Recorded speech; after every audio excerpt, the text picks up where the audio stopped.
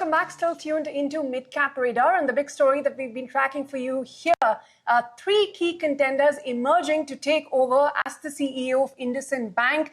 These include Rajiv Anand, currently the DMD of Axis Bank, who's set to retire from Axis in early August. Anup Saha of Bajaj Finance, who's recently been elevated to the position of managing director there. And the third one is Rahul Shukla of HDFC Bank, currently the head of commercial and rural banking at the bank and on a sabbatical as we speak, to discuss what this really means for IndusInd Bank and how the street will really view any of these three getting appointed as the next CEO of IndusInd Bank. I have with me Abizer Diwanji, expert, joining us now to discuss this of NeoStrat Advisors. Abizer, always a pleasure to have you. These three names, of course, this is still source-based and the names are yet to be submitted to the RBI. What do you make, of Rajiv Anand, Rahul Shukla or Anup Saha, being considered for the position, and how the street will view this? The one good part is, as against the earlier restructured, so to say, banks, which is, say, Yes Bank or RBL, where we had a public sector person come in. If this news were to be true, then we are clearly looking at a private sector person coming and taking over IndusInd Bank as the MD and CEO. And I think that may be a good step considering where IndusInd is, because the franchise is alive. The business model needs a lot of governance changes. And as we had said earlier, I think the time that one needs to spend on governance will be far more, and governance will take a much forefront as against growth. But I think the difference here is that the private sector person coming in, I guess, will have its advantages in the sense that there will be a better focus on business growth also. Okay, a private sector candidate will be seen as, better for the bank. But a quick word on, what the timeline of the appointment could be. In the past, we've seen RBI take anywhere between, 4 months to even 6 months to approve bank CEO names. Say in the case of Axis Bank, it was only 2 months, so it varies. But here we understand the bank has been in discussion with RBI already on the names, although it's not submitted the list yet. Could this expedite the process given the urgency of the situation here?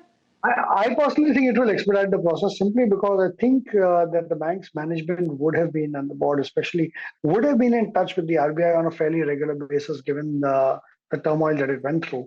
And if that has been the case, I think there would have been a good understanding with RBI, and RBI's process would be much easier. The other thing is that all three of them have been in the bank financial services sector, having the same regulator. So the regulator clearly is aware and has a point of view on those people's track record already. It's not that you're getting somebody from the outside. So if that's not the case, and these are all reputed organizations, if you look at it. So at the end of the day, I think RBI would have a strong point of view, and it may not take as much time. Well, but, what is the possibility of RBI? Because we've seen this in the past. Sometimes boards do send out these lists of 3 candidates, and RBI has often sent it back for new names to be submitted. What is the possibility of that happening, given that the board has already discussed these names, at least we understand, informally with the regulator?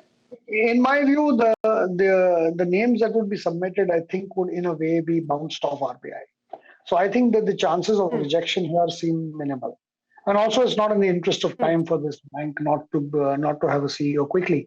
So I think the board would have been responsible enough to actually discuss it with RBI. RBI would have been responsive in terms of giving their views on the candidates. And I'm sure that when a list is submitted, it may be a mere formality.